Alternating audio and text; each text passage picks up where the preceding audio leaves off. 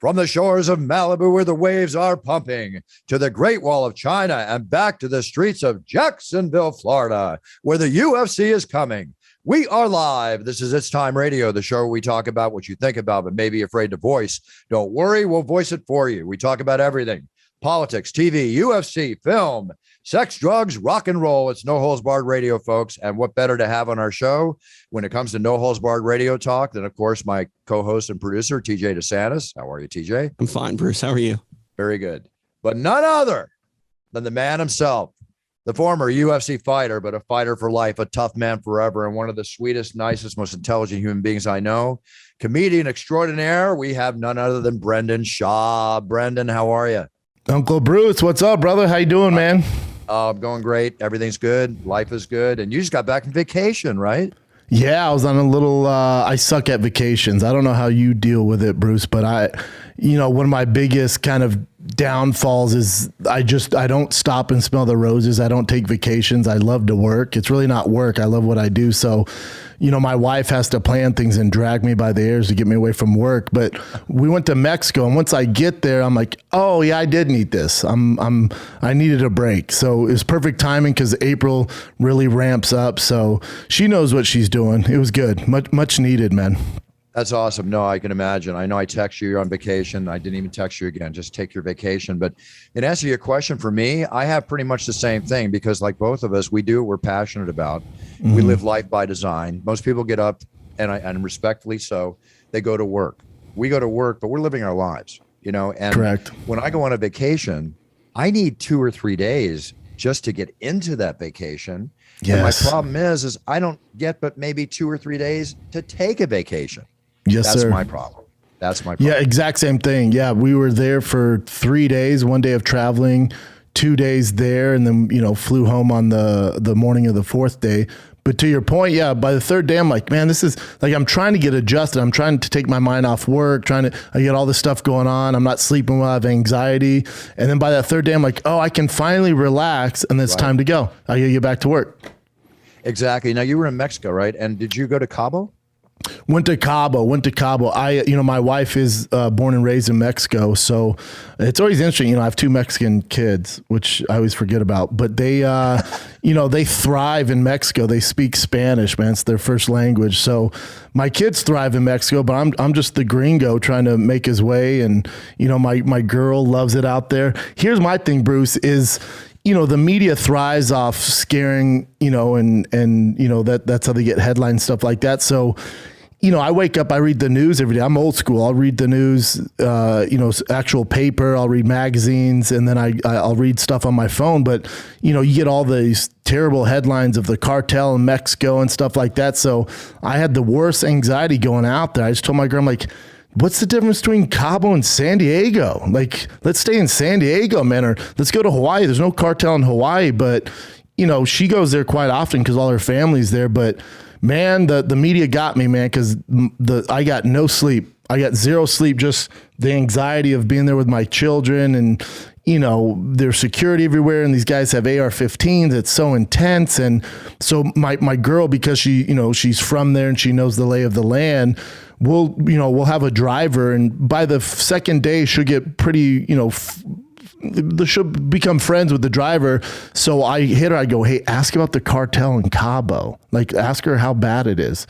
And she asked the guy, and he's like, listen, and he speaks Spanish, so she had to translate. He goes, there couldn't be a safer place than Cabo, because the way because on that Baja Strip, the Mexico Navy has made it impossible for them to traffic drugs.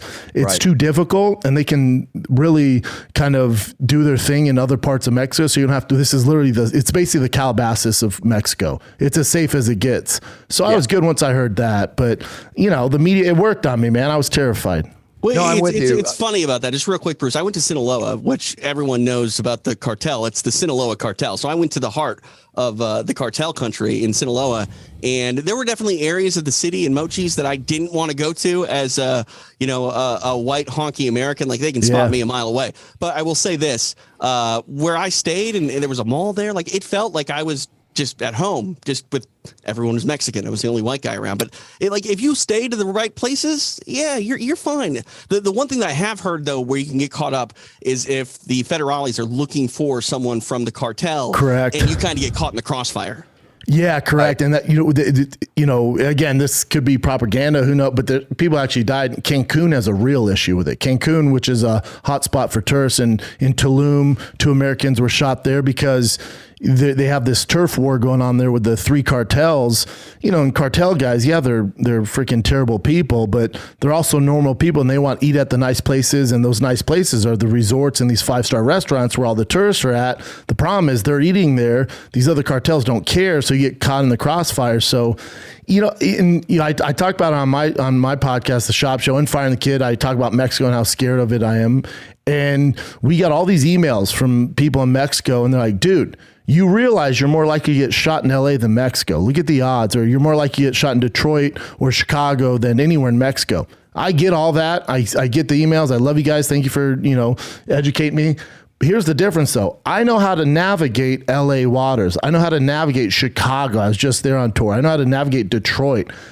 Mexico, I don't know what the hell's going on, man. I stay in my hotel, man, and just freaking don't sleep with anxiety because I watch Narcos and freaking, all these cartel shows. Yeah, that'll screw you up. The bottom line, even the cartel needs a vacation, and Cabo San Lucas is kind of like a buffer zone or a demilitarized zone.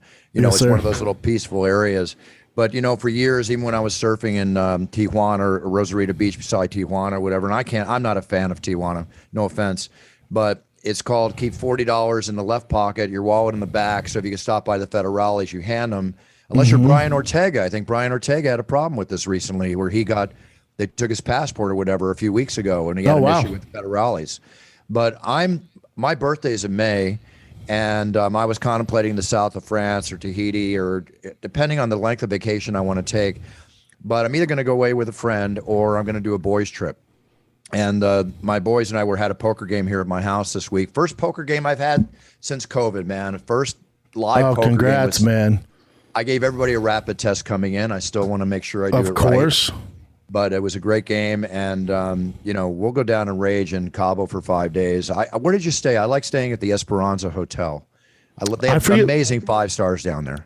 Yeah, we stayed. I know the last name because it's in English, but it's something Mexican, Rosewood. And it's a really nice. Yeah, it's great, man. Great. Very nice. Great. Very nice. Yeah, when we were our last night there, because my son's friends were there and his parents, so we had this big kind of dinner with the kids and the parents at the restaurant there, and that was the first night we got in. Then the last night I went back with just my family, and we were leaving. It was around maybe 9:30 at night. And one of the workers at the hotel meets us, goes, I'm going to walk you back to your hotel, to your room. And I was like, man, they're super friendly here. And I turn behind me, I see a guy in all black jungle camo, full blown military AK-47, and he has a mask on. And I'm like, why is this? And he's following us to the room. And I'm holding my son like this. I'm like, this is so strange, man. So my girl's walking with in front with our 6-year-old, and she doesn't notice him, but I see the guy. I track the guy right away. I'm like, why is this guy following us, man? So I put my son down just in case something pops off.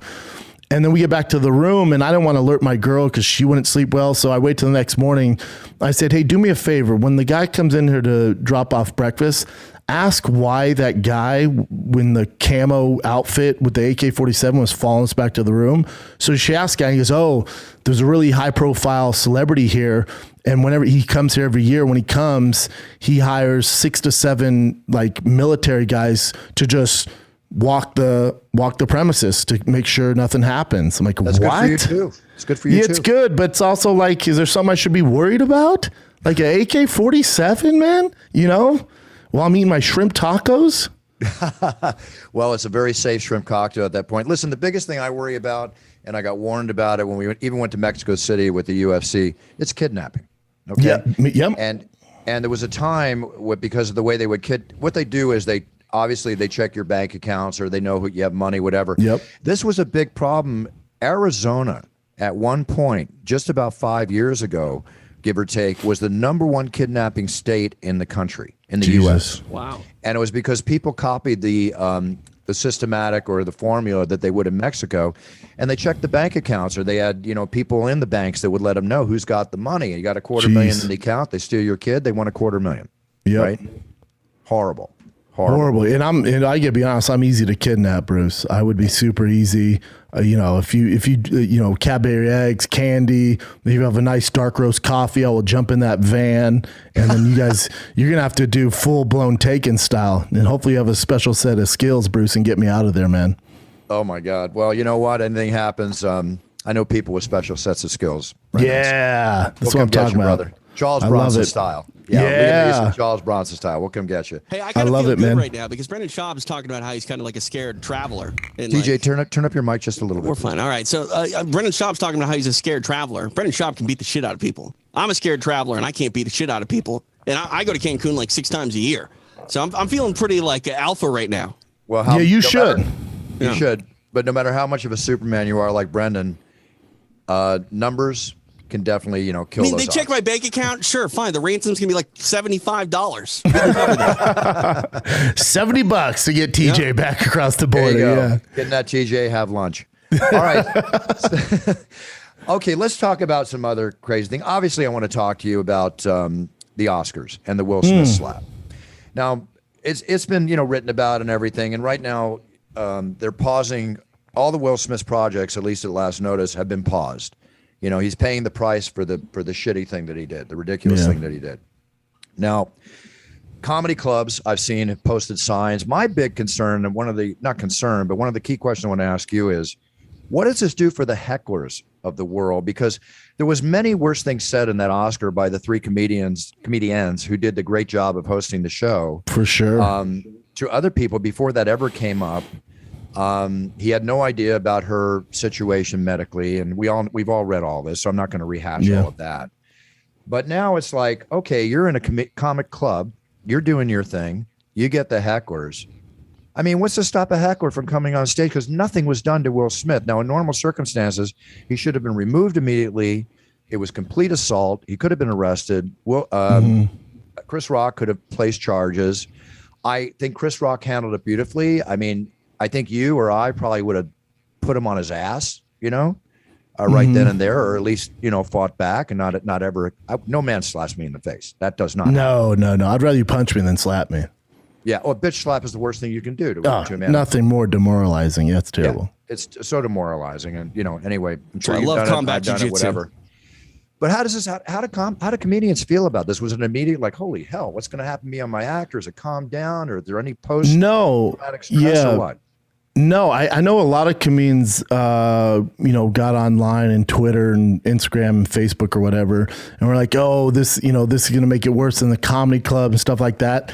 I didn't view it as that. I viewed this as one billionaire slapping another billionaire at a movie festival. So as far as comedy clubs go, it's pretty safe, man. And they also have security. The issue with the Oscars is, where was security, man? How can you just have a random dude run up there? The one thing I will say about comedy clubs is security is pretty good. And the other thing to that is, I also roll with a pretty big crew. I got my big brother there, Jay, who's my tour manager. I have Mark Harley with me. They're on the side of the stages watching everything. So you don't have to worry about me. You're not going to get to me. You're dealing with these big buff dudes, so, and then also the security, but also, and I've dealt with my share of hecklers.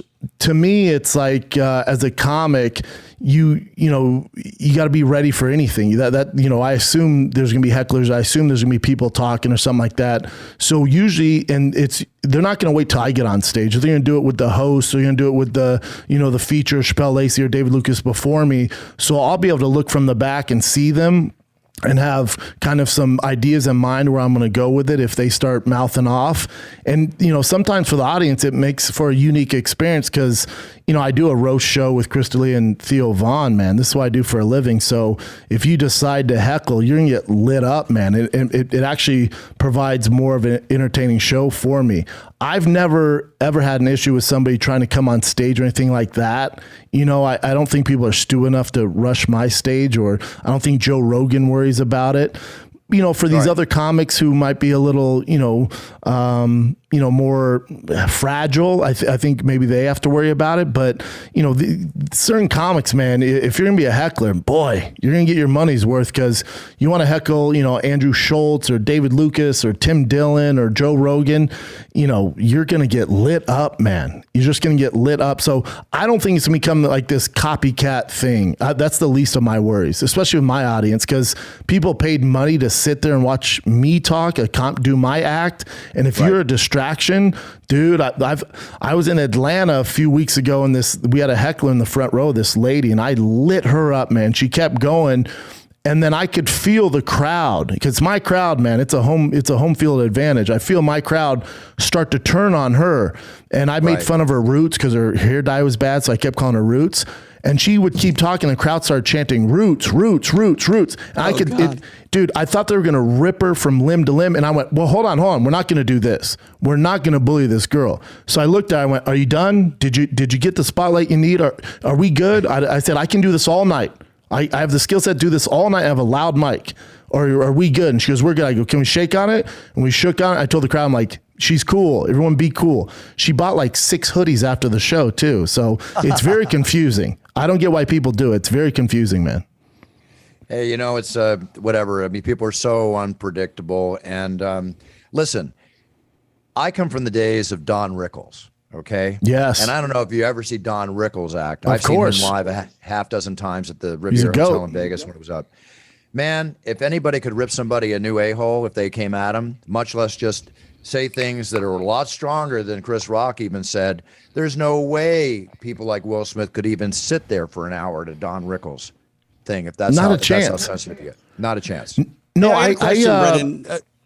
Go ahead. Real quick, if you don't mind. When I think about your career in the octagon and fighting an opponent, I feel like you're somehow more vulnerable with a microphone in those situations, because it's not necessarily a defensive posture, with the microphone as it is like in a fight. In a fight, you have your techniques and you're fighting one person, but when someone comes at you in a game where you have to be quick-witted, that can be a sort of a chess game of a completely different nature. Yes and no. I mean, it's literally what we sign up for. And then remember, I'm around Theo Von, Chris D'Elia, and David Lucas. So, it'd be like being in training camp with John Jones, Stipe, and, Hamzat. So I'm around just these monsters, and, I have to be able to keep up. So I have this tools, this kind of, your Swiss Army knife. So I have the tools where if someone's mouthing off, I almost encourage it, man, because, man, I'm going to light you up. I got some stuff in my back pocket that's going to go pretty well, and I know it works. And you're probably, you're a barista at Starbucks. How do you think this is going to go, man? I literally do this for a living. Like, it's not going to go well. I was telling I had a show the other night at the Hollywood Improv, and we do a Schaub and Friends twice a month there. And it's D'Elia and Callan and all the boys, and we have big pop-ups. Theo will pop up, or just monster comics will pop up, and the crowd was pretty feisty for whatever reason. It just depends. Just sometimes they're feisty, man. And I was telling the other comics, I said, you know what this is like? To me, comedy it's like you're a lion tamer in the circus. You gotta control, you gotta take command, and you gotta show no kind of chink in your armor. Because as soon as you show a little bit of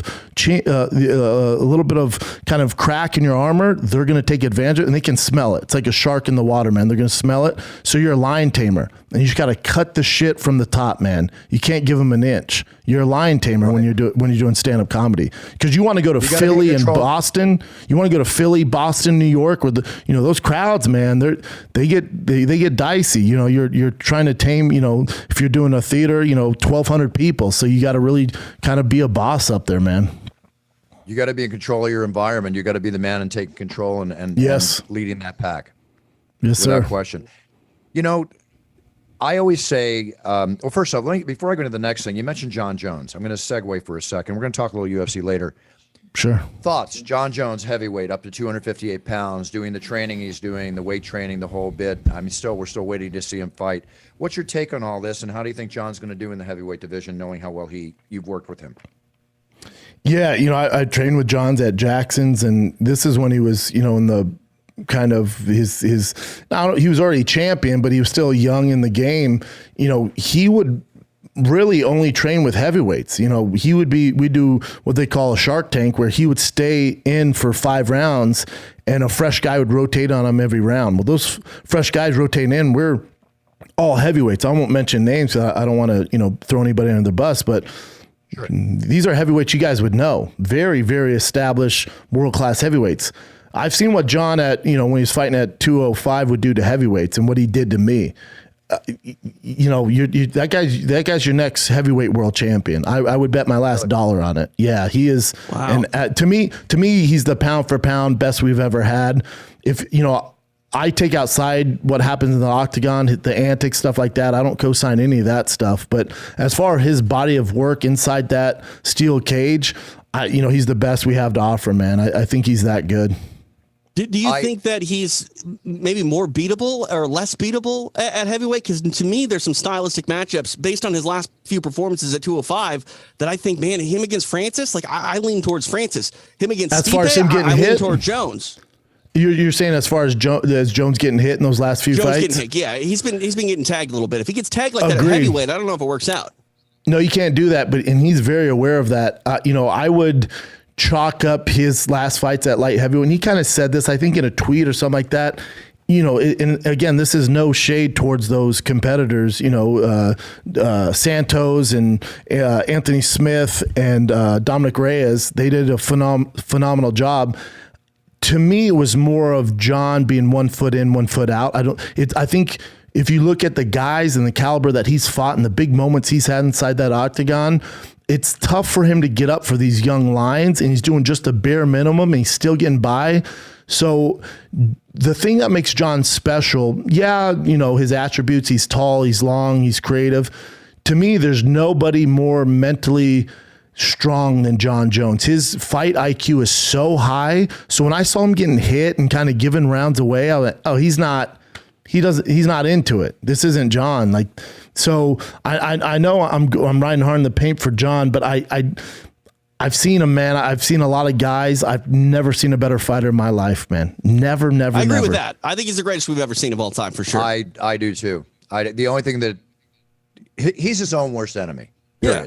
Yeah, the things that you bring up to say that he's not the GOAT have nothing to do with actual competing and fighting. As a fighter, I agree with both you tremendously.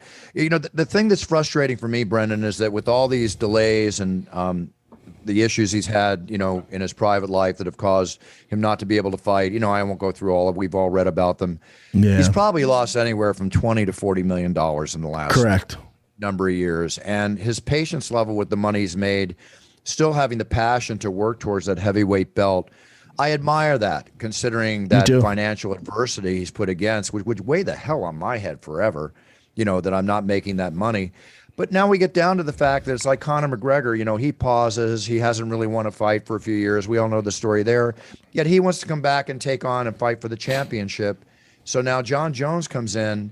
Is it right to put him into a championship fight, or should he have a couple reps as a heavyweight and be tested till he challenges for the heavyweight? How do you think he should come back into the octagon?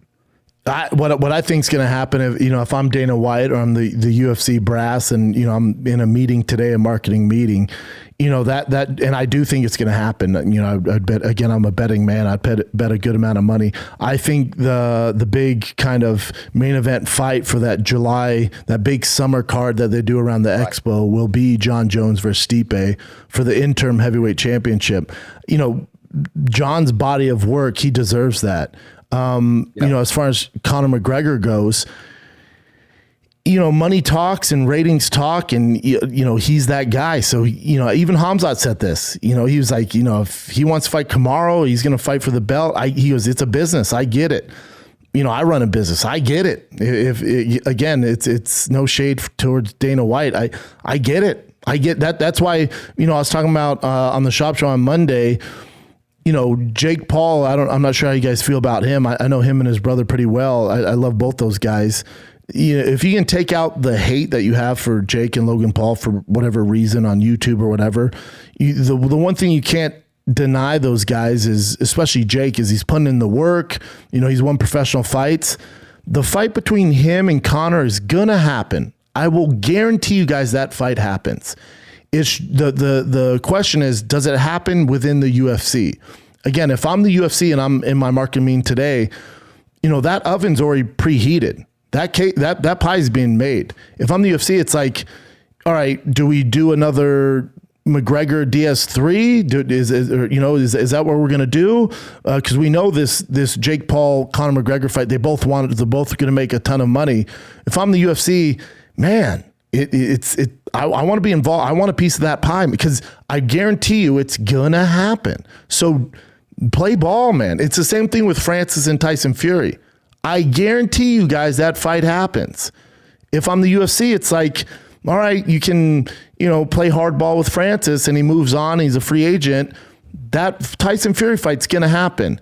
Now, Tyson Fury versus Francis and Conor versus Jake is exceptionally better if the UFC is involved. I guarantee it, because there's nobody better at marketing than UFC. They're the best to ever do it. Dana White is the best to ever do it. I want them involved. I want them to find a way to make both those fights happen, because I don't want it to happen, under just a boxing promotion. I don't want Jake Paul Conor to happen under just, Triller or some bullshit. I want Dana, the best promoter to ever do in combat sports, to have his hand involved in that, because it's going to be a great product. And that's why I go so hard in the paint, because I want the UFC to figure that out, man. And I agree with you completely. And we're talking boxing, not MMA. I know Logan very well. Logan and I were just texting each other last night about his WrestleMania performance this weekend, which he did a great job in at. That. Oh my God. It was incredible. How athletic is that kid, man? How athletic is freaking Logan Paul?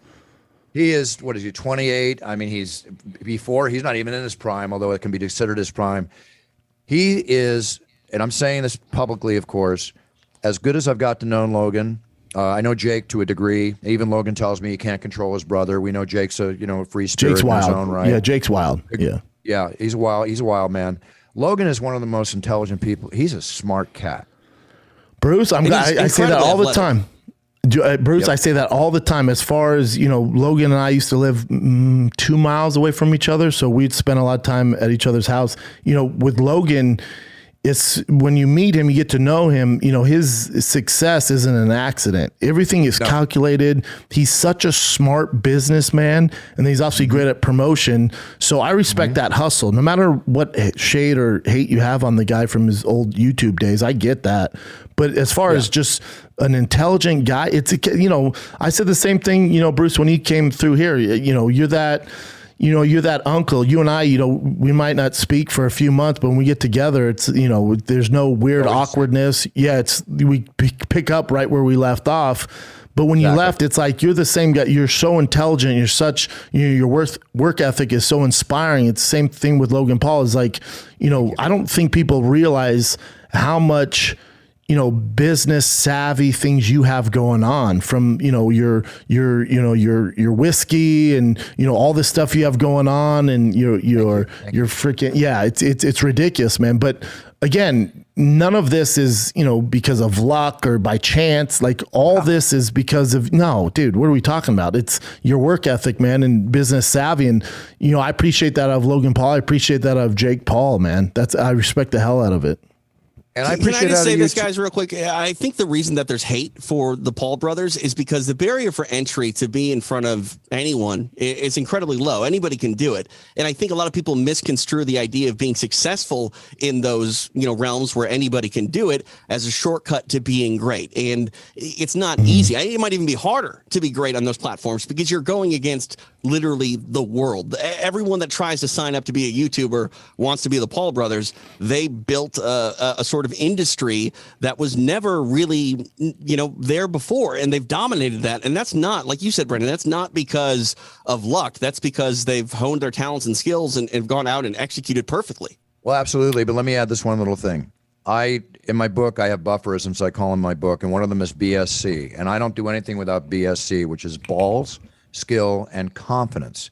And if you don't have that, you might as well get up from that table and find another game. But you do need a little 10% luck factor in everything we do, which is fine. But I don't base myself on luck. I don't wait for things to happen. I make them happen. No. You don't succeed because of luck. And I'm going to give you the saying for today. I have this little book that is on my desk. A girlfriend gave this to me some 20 years ago, and I started off on January 1st every year with the saying every day. And just coincidentally, today, April 6th, is to be successful, you have to keep moving. After all, no one stumbles on something sitting down. Okay? It's Correct. as simple as that. Totally as simple as that. And Logan and Jake, you know, a lot of these other celebrity fights, YouTube fights, TikTok fights, I'm still waiting for Michael to get a couple paychecks where we were stiffed on because they didn't do the numbers. They all think they're going to do, you know, they all think they're going to do Logan Paul, Jake Paul numbers. That's not the case. They proved it. I would love for this boxing match to happen. I would love for Dana to be involved. He is the greatest promoter of all time. He's proven that.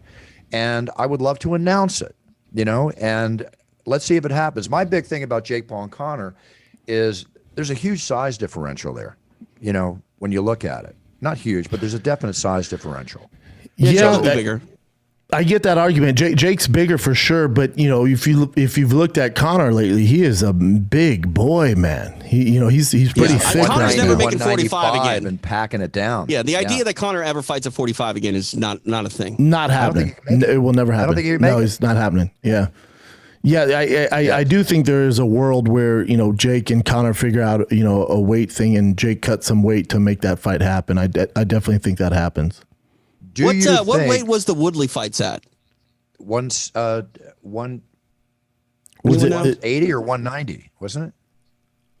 I'm guessing. I'll have to look it up. But I mean, I think you get close to that. Like Tyron's a big welterweight, but he's not super big. He definitely would be bigger than Conor as well. But I think you can get in that sort of ballpark for Conor because Conor's a lot longer than a lot of people sort of think he is. Agree. It's his shoulders. Brendan, do you think that the verbal spouting that Jake has done about Dana being, you know, how I can react to that, where, you know, he sits down with Logan and on his podcast, they have a cool conversation. Do you think the words that are spoken by Jake about Dana could interfere with Dana's want to even work with him? No, I think Dana is a complete businessman and he sees the dollar signs behind Jake. I think where Dana, if I were to be critical of anything with that stuff, is, you know, Dana's older, man. And even for an older guy, you know, he's with the Nelk boys and he's doing that stuff. And, you know, he's pretty hip and stuff like that. But when it comes to kind of social media and cutting promos and stuff like that and editing videos, the Paul brothers, there's nobody better, man. So, you know, Dana, he met his match there, you know, because that's literally all Jake does. He has his black belt and ripping promos and YouTube and editing, and, you know, he wants this beef. So Dana kind of played right into it, you know, and Dana did a, you know, kind of a FaceTime thing, you know, with bad lighting. And, you know, my dad would do the same thing. It's just, you know, he's older. The thing is, if you're going to do that, Jake lives for that stuff, man. He lives for it. So he's going to go, oh, you want to play this game? And then he's making music videos. He has captions and a sizzle reel and he has graphics. So it's not very, you know, when it comes to that kind of social media game, Dana's a plus 2,000. You know, it's a tough gig for him. So Jake's going to win that world, man. But more power to Dana for even putting his toe into that water and playing that game. But at the end of the day, I truly think Dana's a businessman. And if I'm telling you guys the fight's going to happen, you know, trust me, Dana knows this. So I'm sure he'd be open to it, you know, because, you know, they want ratings and that would do it. The weight class, money talks and people walk. I mean, that's just the way it goes. The weight limit for that Paul and Woodley fight was 192. Jake weighed in at 191, Tyron at 189. Do you think Jake could make 180? Man, that's interesting. I bet you Conor's such a savage, he would even give up a few pounds. I bet he would say, hey, Jake, as long as you make 185, I'll do it. And I bet Conor comes in around high 70s. I bet he'd be down for that. I think that's a ballpark. There's so much money in that, man. There's so much money for that. Well, you know, speaking about so much money, you're talking about a boxing match, and, you know, Logan and Jake have made tremendous amounts of money doing the boxing, as we know. So now he looks at Dana on his podcast, says, Dana put me in the octagon. That's what Logan and I were texting about last night. And Logan's words were that it would be one of the greatest moments ever for him to do that. He really wants to do that. But, and I know that I'm not going to get into what UFC pays. I personally think in the world of MMA, you know, yeah, there are exceptions, but if you're a newbie coming into the UFC, you're making more money than you're making anywhere else. And yeah, we all have the contracts and we can talk about that all day long. Would it behoove Logan Paul the money he would make for a boxing match, 10, 20 million or more, would it behoove him to go into the octagon financially or more from a point of passion to achieve something new in his life, no matter what he's paid? How do you view that? And do you think he could even fight that? Yeah, I think, you'd have to ask Logan if it's a money play, keep doing boxing. But if it's for your legacy and just kind of earning the respect of the fight fans, you might take a financial hit fighting the UFC. You're still going to get paid more than 99% of the roster, but it makes sense for him, I think, for his legacy to step in there.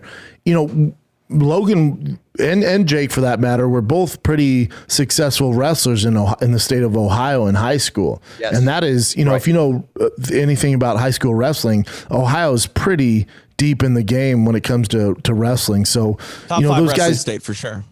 What'd you say? Top 5 wrestling state. 100%. Sure. Yeah, they're really good out there. So, those guys have some background in that. I think it's about the matchup for both the guys. I guess Connor makes sense for Jake. I think they would definitely entertain it. And I just think as far as an exposure thing, it makes a lot of sense to me. And again, it's not like we're reinventing the wheel here. The UFC allowed CM Punk to fight, man. And I'm a fan of CM Punk. He trained with Henrik Gracie in Torrance Academy. I've been around him. He's such a good person. He's such a nice guy. He trained his ass off. He's just older and came to the game late and didn't have the experience. And they gave him Mickey Gall, who's a savage. So, but it's also, listen, I like the Lakers. I can't play point guard for the Lakers. It's not in the cards for me. So, I'd look ridiculous out there. So I think for CM Punk, it was a tough task. But I think the difference there is with Logan and Jake, they do have a background. Jake has several professional fights. The odds and the kind of demand in the spotlight can't get bigger for those kids. It doesn't bother them. I don't know what's wrong with them. I worked for Showtime when Logan Paul fought Floyd Mayweather, and I was the Logan Paul quote unquote expert, and I had to go into his locker room before the Floyd Mayweather fight. And I was like, oh, he's going to be shitting his pants, man. He's fighting the best to ever do it. He's never won a fight. I go back there, man. I'm not joking, Bruce. You would have think he was in Cabo getting ready for a massage. I'm telling you, there's nice music playing, and he's like, dude, how about this? This is crazy, right? I'm like, how are you not shitting your pants? He's like, oh, I've already won, man. No matter what happens, I've won, dude. He's like, we're in a simulation, man. This is nuts. And I was like, this is the chillest locker room I've ever seen, Logan. This isn't normal, dude. You're an alien, man.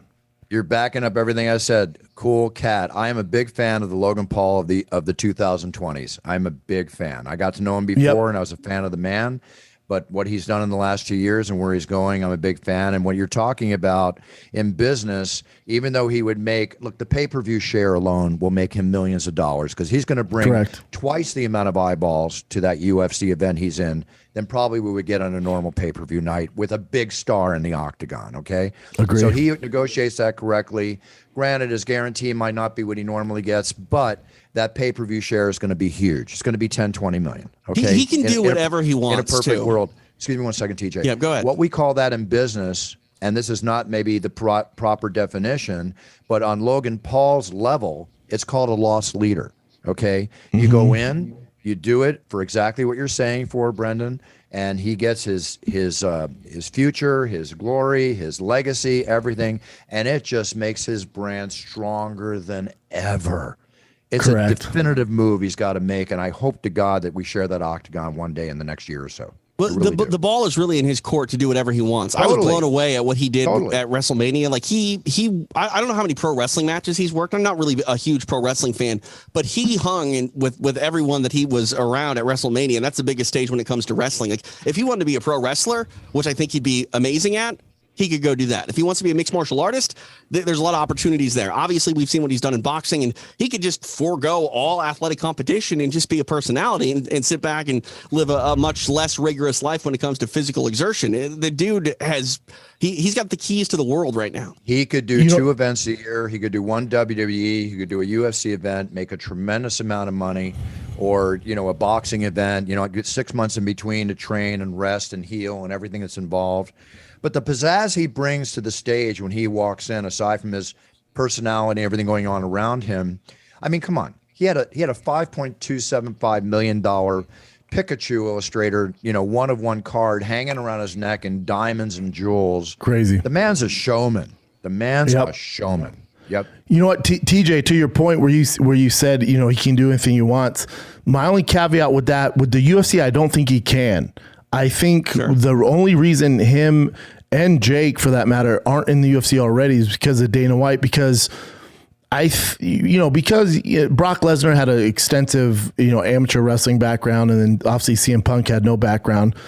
But the UFC at the end of the day is the highest, competitive mixed martial arts league in the world. It's a legit organization as far as sports goes. We're in the top 5 in the world: NFL, NBA, NHL, MLB, and the UFC, man. So, and there's Premier League soccer, globally, stuff like that. But the UFC they're right there, man. So I think for Dana, it's a fine line to walk. It's a very fine line.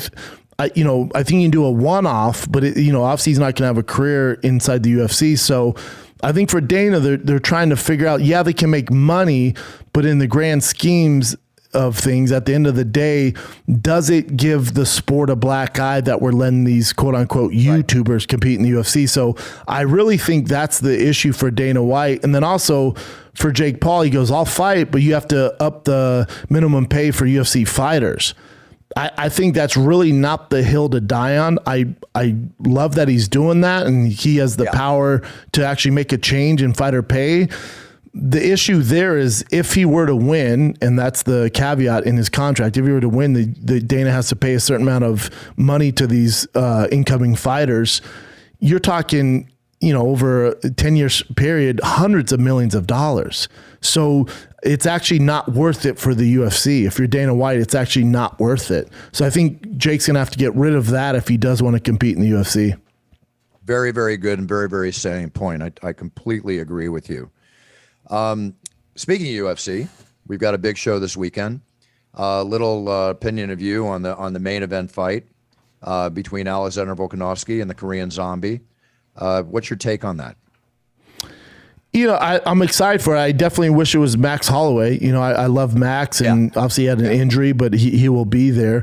I would love to see, that trilogy fight with Volkanovski and Max. I think that's the fight. But man, I'm not mad. Take my money, UFC. I'm not mad at a Korean Zombie coming in there because, listen, I think he's a plus 700, something like that, for good reason. Exactly. Volkanovski's a great. But man, if there's a guy who could pull this off, the Korean Zombie comes out like a goddamn banshee in those early rounds. So I do think Volkanovski's going to have some troubles early on with Korean Zombie because he is a vet and he has fought for the title before against Jose Aldo. But I think Volkanovski will eventually finish him in the 3rd or 4th round. But it's a fun fight because there is that kind of curveball where Korean Zombie has the skill set to pull it off early in the rounds. If I'm the UFC, and listen, nobody rides Khamzat's hairy Dagestani nuts harder than me. I am the biggest Khamzat fan in the world. To me, the come up, a fighter story. If you remember when Conor was coming into the game, or even John Jones for that matter, I love the story of the come up for these fighters. When there's a budding star and you're seeing him go through the levels of the UFC at the highest level, and we have all this hope and passion, we're hoping it works out, and a lot of them don't, man. But with Khamzat, from what I've seen, man, this dude is the real freaking deal. I'm all in on him. If I'm the UFC, and this is no shade on the other competitors, the UFC post should be UFC 273 and just have a picture of Khamzat and say as real as it gets. He's the Dagestani boogeyman. I'm all in on him. I think, he is the next version of Conor McGregor for us. I think, he's just such a talent, man. And the stories I hear about him in training camp and, training with Darren Till and what he's done, at Alliance and in Sweden, the stories I hear about this freaking dude, I cannot wait. He's a monster. So Gilbert Burns, ranked number 2, and Khamzat ranked number 11. You're obviously picking Khamzat, come out on top. Oh, Bruce. Hey, don't get it twisted. I'm picking Khamzat damn near over everybody in the welterweight division, the middleweight division besides Izzy. I think Izzy posed some problems for him. At light heavyweight, I think he's a handful for any of those guys. I'm all in, man. I'm all in on Khamzat. I've never been more excited about a fighter since Conor McGregor. I share your views exactly. So now we talk about Khamzat coming up, and a lot of the big fanfare, or maybe fanfare from his own mouth, is with Paddy. So give me your take on Paddy, because he considers himself the next Conor McGregor or the next big diamond for the UFC. I do see him as being a big star in the UFC, but how do you feel about all the hype behind Paddy? Yeah, I think it's well deserved. Coming over there from London, I think he's a monster. He could have sold, and he's done that previously. He's sold that O2 Arena out before he was in the UFC. So he's a huge star over there. The difference between Khamzat and Paddy is, I love Paddy. I absolutely love Paddy. He just has some work to do, because if you watch his first 2 fights in the UFC, he gets hit. And that's alarming to me. He does get hit, and and he's not making a ton of money right now, which, there's argument he should be making more money because he's such a big star and such a big draw, but also he only has 2 fights. So, you eat what you kill in the UFC. That's the name of the business. So I do think they can pump the brakes a little bit on him. He's definitely passed the test so far, and he's had some sensational victories inside the octagon, but he has a ways to, he's not at the Khamzat level where it's like, oh, he can fight anybody right now, and he could probably beat anybody. It's tough to argue. With Paddy, I'm all for it. And again, I love it's romantic to talk about him coming up and watching the glow up of Paddy, but he has been hit and he's not fighting this upper echelon talent. So that worries me a little bit. And he's also at 55, where it is a shark tank. You look through, I don't think Paddy's ranked in the top 30. You look at 1 through 30 to get to that, to even crack the top 15, you have to be a fucking savage. An absolute savage. Those guys 1 through 30 are good at everything. They're all monsters, man. So what I do like with the UFC, and they're doing this with Sugar Sean O'Malley, is they're letting him get experience. They're building him up, and then Sugar just signed a new contract, so now he'll get some tougher opponents.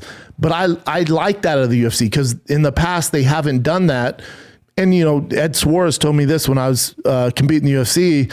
One of his guys got an offer. I think I got some fight offer. I go, God, tough matchup, man. He goes, hold on. This is Ed Suarez. Anderson Silva, Big Nog. He was the manager of everybody at Black House. He goes, hold on. This is my thoughts on the UFC. If you're in the UFC, you should be able to fight anybody at any time. You should have the skill set to be able to compete against anybody. He goes, we are the NFL of mixed martial arts. It doesn't matter who you face. You should be able to find a way to win that fight. He goes, that's why I say yes to every single fight. He goes, and if you can't, you shouldn't be in the UFC. And, it's tough to argue with him. So for Paddy, I do like, I think if I'm his manager, I'm in his ear, go, I know you want to get paid more. Here's the issue. If the UFC gives you this huge contract, they're not going to start, you're going to be fighting real dogs here, man. It's a marathon, not a sprint. We've seen, it's no shade on Darren Till, but they catapulted him to the top right away. He just wasn't ready, but he has the skill set and the mindset, I think, to come back from that and be a champion. But they really threw him to the dogs, man. He just wasn't ready. So with Paddy, I want them to take their time with Paddy. I really do. I couldn't agree with you more, because, it's almost like boxing, they do build you up, the promoters. The difference in boxing is the promoters cannot work together to make the best fights that are available for each fighter. Here you have the best fighters in MMA, with respect to the other organizations where there's a lot of fine fighters. But it ain't the UFC, Bruce. But it ain't the UFC. I know. Listen, I know you work for the UFC. I'm alumni. When anybody argues me with these other leagues competing with the UFC, the thing is about the UFC is any division 1 through 15 to get to the title shot is damn near impossible, man. We have the deepest rosters. We have the most talent from top to bottom in every single division. So are there guys from other leagues that can compete in the UFC? 100%. Some of them could beat a lot of the guys. I get that. But if you have a 10 fight career, Those 10 fights in UFC are going to be some bad motherfuckers. In other leagues, you're not fighting tough guys till your 8th, 9th fight. It's like boxing. In the UFC, there are no warm-ups, man. It's damn near impossible to have a successful career, man. That's the difference. The other difference is, too, and I mentioned this when Francis Ngannou was on my show, or on our show, and I mentioned a term, and I got picked up on it by some people out there listening, and I think they misunderstood. For Francis to leave the UFC and MMA, from reasons of outside deals, license deals, commercial deals, building your brand, the kind of money he can bring in, because being an international star, they should be throwing huge $1 million contracts at him outside of whatever he makes at the UFC. But you need to be in the UFC to maintain that kind of international relevancy. Correct. Am I wrong? Bruce. You're 100% right. And I'm very close with his manager, Markel, at CAA. I'm with CAA. I talk to Markel all the time. If you're not in the UFC, it's, you can say you're world champion, this and that, but we all know, man, unless you're the UFC heavyweight champion of the world, it's like, you know what it is? And again, this is no shade on any other promotion, but it's like the MVP of the CFL going, I'm the best quarterback in the world. It's like, no, you're not. You're not playing against the Pittsburgh Steelers. You're not playing against the fucking, Cincinnati Bengals defense. You're playing against guys who couldn't make it in the NFL. And I guarantee you, if you ask every single champion of every other organization, hey, would you rather be champion of insert whatever organization you want or champion of the UFC? In their heart, they would all go, man, I'd rather be UFC champion. Because everybody knows it's the Coca-Cola of MMA. Golden Grail. It's it, man. Yes. And it's crazy to me anybody argues it.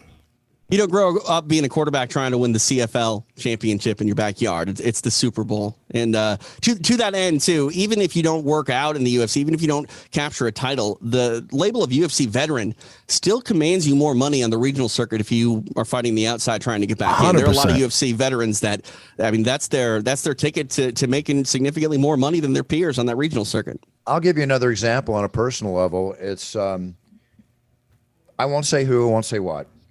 But I've had a couple of crazy offers. Let's put it that way. I bet. I don't want to announce any other event in MMA except the UFC. That's what I get up for. That's what I live for. That's what I wake up every day for. And if I ever leave the UFC, I'm done in MMA. I'm just done. I'm just retired. I can't see myself personally working anywhere else. Now, on another end, why would you, Bruce? You know what I'm saying? Like, why would you? To me, it'd be like, Bruce is doing that. Like, what happened? Like, one of the reasons, I'll be completely honest, one of the reasons I left Showtime is, Showtime's in business with Bellator. Bellator has great fighters, but I bleed UFC. I've had my issues with Dana. Those are squashed. We're good now. I've had my issues with the UFC. I was on Tough 10 alumni. I fought in the UFC. I'm a UFC veteran. I know the UFC like the back of I love the UFC, man. It's what I cover. So with Showtime, and granted, they're in business with Bellator. They go, hey, man, you got to cover Bellator fights. You got to do this. It's not what I do. It's just not what or what I want to do. And, I love Aaron Pico and I love AJ McKee. And there's certain fighters, Ryan Bader. There's some great fighters over there. And Benson Henderson, all those guys. And Phil Davis. I love all those guys. But I do too. My thing is UFC, man. That's what I like to do. So one of the reasons I left Showtime is I don't want to cover other organizations. So the One Championship, they have some great fighters and some huge fights, and I'll definitely highlight that. And I love what they're doing. They have some phenomenal fighters and DJs over there, and they have Matt Hume helping out. Like, it's great. But as far as when it comes down to it, meat and potatoes, I'm a UFC guy, man, and that's how I decided to go on my own. I bleed UFC, man. It's what I know. It's what I love. I'm with you all the way, and I couldn't have said it any better. And I think we both proved to the world that that's just the case. We know marketing, and I got to pay you kudos, Brendan. We've been friends, since that first flight we had, sitting in the front row of the airplane, having our fun conversation. Yes, sir. You're my guy, man. I love you, Brendan. Yep. You're a great guy. I love you, man. Thank you, and I respect you so much. But the pleasure of me watching you and your own evolutionary process is how you've grown to where you are today. I've been able to watch your own educational process. Now you've put it to work, and you're a role model to your own sphere of influence, and you need to keep that going. And I know you will. So when you say something, people should take word when you say, what the hell you're talking about. Mm-hmm. And that there's I no appreciate question. it, Bruce. Thanks, brother. You know, you talk about people like to pleasure. shit on Schaub though a lot, and that's one thing that I admire about Brendan is he knows sort of his role. He's a polarizing individual, and when you get those haters, Brendan, that's when you know you've made it, my friend. It comes with the territory, man. You look at you take a guy like you look at anybody who's operating at a high level. You look at Drake or Kevin Hart or Joe Rogan, who's a close friend of mine. Mm-hmm. Guys who are at the highest level. You'll realize on social media they get the most hate for a reason. It's tough to hate on a guy who's not winning. So for me, it doesn't bother me. I don't pay attention to social media. I don't subscribe to that world. I just keep moving, man. I keep moving, keep creating, and that's all you can do. I don't subscribe to it. You got to be a shark because two things: people love you on the way up.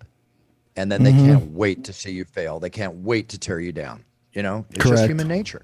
Not everybody. Yeah, I get it. Those haters. And you better have a thick skin in this sports and entertainment world because sticks and stones may break my bones, but words will never hurt me. You got to have it. Thick is spelled THICC as well. 3 C's. 3 C's. That's the only way. If you spell it with 2, you're good. You spell it with 3, I'm going to have to, charge you. There you go. So a couple things before we go, Brendan, we talk about football. One of the been one of the greatest, funnest things of me and all the different sports I've worked in, because I do so much out of the UFC as well as in the UFC, is the Raiders gig. I love coming out. I love seeing you on that, man. I love seeing you on that, Bruce. Thank you. Oh my God, those Monday Night Football games and the Raiders in Vegas. You know what? Kudos to the Raiders for having the balls to bring you in, and when you do it, that crowd goes nuts, man. They go nuts. And also the AFC West, I'm a huge football fan. The AFC West, they're going to be a better division, and the Raiders are going to be damn good this year, man. So it's going to be a fun time for you, Bruce. The acquisitions they've made and everything. Monsters. Yeah. Yes. Monsters. It's going to be a fun season for you, man. You know what? When you're in Vegas or whatever, we'll coordinate it. We'll talk personally, but come to a game with me. Oh, I'd love that. I would love that. Yeah, hopefully it's my Broncos with Russell Wilson. Hopefully you're not sad because we got Russell Wilson, man. I'm a Denver kid, so it's going to be a good game. Can't wait to see how Russell plays with Denver. I'm really looking forward to that. And if the Raiders get good enough while I'm with them, they consider me a teammate now. I get the ring. If they get shit! Oh, damn, son. Well, now I'm going to have to root for the Raiders, Bruce. Why don't you have a Super Bowl ring, man? God damn it. You know how hard that is to do for a Denver guy? Root for the freaking Raiders? But I'll do it for you, man. Difficult.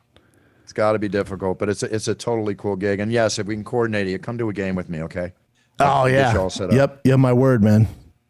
All right, listen, you and I work together. I don't want to give anything out of the way, but you've got your big special coming out on April 28th, so let us know about that. Yeah, the special comes. It's been 4 years in the making. It's a 30-minute special. I always walk to the beat of my own drum. I sat down with companies you guys know, the big dogs, and had some offers to put it on those platforms. And I asked them in these meetings, and my agents were there, and I know they hate this. I go, so what exactly are you guys going to do? I'll give you the special, but what are you guys going to bring to the table?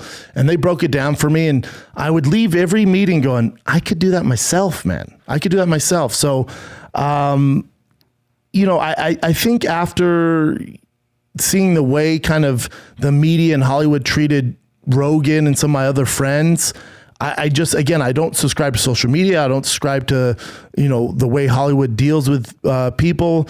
And then I found myself waiting for this okay from this major network, which they gave us the okay, which is, made me feel good as a comic. I went, oh, wow, that's cool, man. I got, the acceptance from this big conglomerate company. That's great. But it's just not in my nature. So I told my agents, I went, hey, I'm gonna just do it all myself, man. I'm gonna have my team shoot it. I'm gonna put it on Thick Boy, and I'm gonna release it myself. And they went, dude, we feel like that's a bad idea. Blah blah blah. I said it makes sense for what I do, what I represent. So taking a chance, man. I funded all myself, shot it myself, color corrected it, edited it. We have commercials, sizzles. It's coming out on Thick Boy YouTube. You'll see me all over promoting it. I'm going on Rogan, Schultz, Logan Paul, Santino's show, Rich Eisen, Adam Carolla. So I'm just blasting this thing out myself, man. And it drops April 28th, and you'll see a ton of promotion for it. So I'm looking forward to it, man. Oh, that's awesome. So what you're saying is you did it all yourself. You did it with passion, and you're taking a puncher's chance. Yes, sir. You know it, Bruce. I love it, man. I love it. Where are we going to be able to see it? Where will we be able to see it? What's the deal? On YouTube. That's the that's why I decided. That's why I decided to do it. My demo is 18 to 36 males, and most of my audience is on YouTube. Obviously, all my podcasts are on YouTube, so I'm putting it on YouTube. It's free to everybody, so the masses can watch it. It's called the Gringo Poppy, and it's 30 minutes of being married to a Mexican. And, I worked my ass off on this thing, man. 4 years in the making, and it's 30 minutes of fury, man. So I'm looking forward to it. I love it. You know what? Send us a clip and we'll promote it on the show. Whatever we can do to add extra eyeballs. But that's great. Brendan. You got it, brother. It's such a pleasure. I'm going to ask you, after we cut off, just hang for 2 seconds with TJ and I. You got it. Yeah. But because I wanted to mention something to you. Last thing, and congratulations. God, I love watching your career grow. You're watching Winning, the Lakers thing on HBO? Oh, yeah. I love it. What's interesting about that, it's funny you mentioned that, Bruce, is I have a good friend named Jeff Dye, who's a comic. He's been on Fight Campaign, Fighting the Kid. He's a great comic. He's really, really close with Jenny Buss. He's really close. And he goes, you want to come to the Lakers game? I go, and I never go out. I never do anything. I'm a dad. I'm usually home with my kids. I go, what time's the game? He goes, 8. I go, well, my kids go to bed at 7. They won't even know I'm gone. So I tell my girl, I go, hey, my friend invited me to a Lakers game. I go to the Lakers game with him. This guy is Mr. Laker. We walk. They don't even check his tickets. We walk through. We're sitting next to Jenny Buss. He's busting her balls on how bad they are and trading away Caruso. And I'm like, what is happening, dude? I had no idea, man. And so I've always been a Lakers fan. I'm a Nuggets fan, but I'm a Lakers fan by trait. So I think being around it, and then once that show came out, and it's just that's such a special show. But before we wrap, that the Lakers and the Buss family didn't sign off on it, so HBO is being sued by the Lakers, which makes it even better, which makes it even more hilarious. Yeah, it's amazing how they portray some of this character. The acting's awesome. That and the Pam and Tommy Hulu series is two of my favorite things on TV. That was so good, dude. Me too, Bruce. I love Pam and Tommy, man. Seth Rogen's great in it. Adam Ray plays Jay Leno. He's great in it. So, yeah, everybody and the girl. And it's not so much about the sex tape, which was a real violation of privacy, but it was about the history and the moment, pre-internet. All that stuff came together. It's so good. It makes me feel like it's 1998 when I watch it. Yeah, yes, it's wild. And what's cool is now they have laws against that, and if someone were to blast a sex tape out like that, boy, are you in trouble now? They can track you down, and there's recourse from it. So I think that's the good takeaway is now there's actually laws and prevention from people doing that. Exactly. All right, Brendan, we're going to sign off, but again, hang with us just for 2 minutes after we sign off. Go ahead. Tell us. But we've already talked about everything. But is there anything to say? When's you want this? To put out? Yeah, I'm a chatty Cathy. Sorry, Bruce. When's this air? We'll drop this Thursday. We post it tomorrow. Thursday. Oh, nice. Yeah. So next weekend, I'm back on tour in Phoenix, Arizona. Stand up live Thursday, Friday, Saturday with the Thick Boy crew. And then the week after that, I'm in Austin, Texas at the Moon Tower Comedy Festival. I'm headlining the festival at Cap Cities. And then the following week, I will be in Austin doing Rogan and doing the whole gamut of podcasts, promoting my special that drops on the 28th on Thick Boy YouTube. So I appreciate you, Bruce. TJ, it's been a long time, my man. Always a pleasure, Brendan. Yeah, I appreciate you, brother. Appreciate you, Brendan. Hang on 1 second. I'll sign off. TJ, anything to say real quick before I sign off? Just Extra Rounds returns this week. It'll be me and Vanessa Demopoulos breaking down the UFC fight card that features 2 title fights. So do not miss that. That is coming up on, I believe, Friday. We'll be live breaking that down. And then Saturday, immediately following the fights, you can find Extra Rounds on the UFC Fight Pass Facebook page or anytime archived on UFC Fight Pass. Very cool. And everybody, I'll see you from the Octagon on Saturday, UFC 273, Jacksonville, Florida.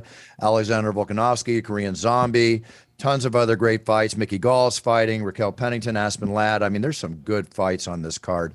So I'll see you from the Octagon. Everybody have a great week. And remember, when you step on that path to be the best you can be, set your goals, write them down, and be the best you can be. Whether you're number 1, number 2, number 10 of the champion, the fact that you're the best you can be means you're winning. And that's what we're all about in It's Time Radio. It's about winning. Have a great week. See you next week. Buffer out.